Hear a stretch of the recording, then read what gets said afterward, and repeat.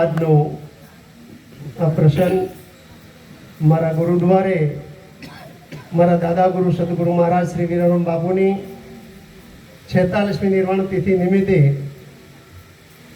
સમગ્ર ગુરુના દીકરા તો ગુરુ સમાન જ હોય એટલે બધા મારા ગુરુ મહારાજ જ છે. એમને બધાને નમું છું કે ખૂબ ખૂબ આવું સારું આયોજન કરી મને પણ આ વાતનો લાભ મળ્યો.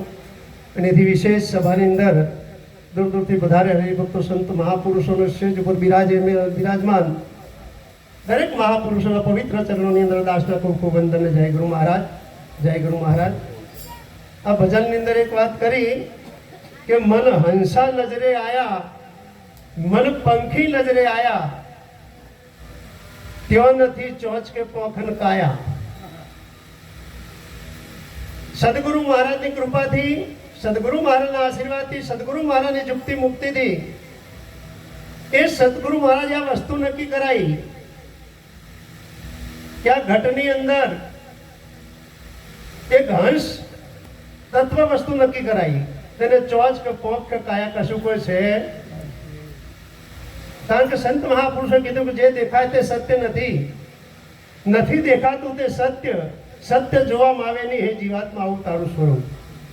એના પર થોડીક વાત કરીએ કે મહાભારતની અંદર કૃષ્ણ ભગવાન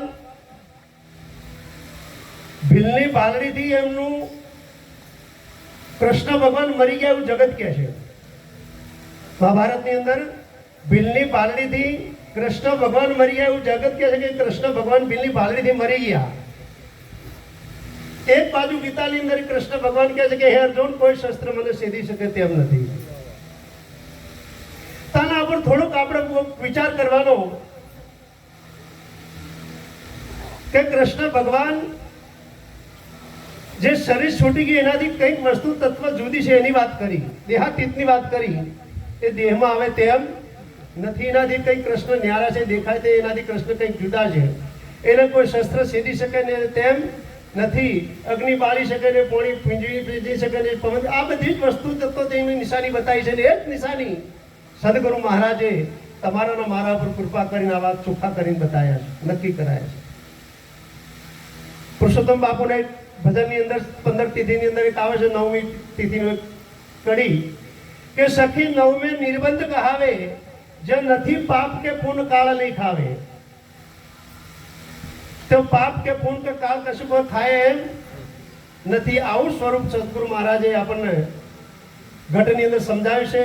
અને સમજ્યા પછી જ આપણે સદગુરુ મહારાજની કૃપાથી જ કંઈક સ્વરૂપલક્ષી વાત કરવાનો મોકો, સમજવાનો પણ મોકો આપણને જે સમજાય છે એ સદગુરુ મહારાજની અસીમ કૃપાથી જ આપણે સમજાય છે. વિશેષ ન બોલતા આટલું બોલી મારી વાણીને વિરામ આપું. સમયની મર્યાદાની અંદર આટલું બોલી મારી વાણી વિરામ આપું છું. આપના પવિત્ર ચરણોની અંદર વારંવાર વંદન કરું છું. જય ગુરુ મહારાજ, સદગુરુ ભગવાન કી જય. ગુરુ મહારાજ, જય.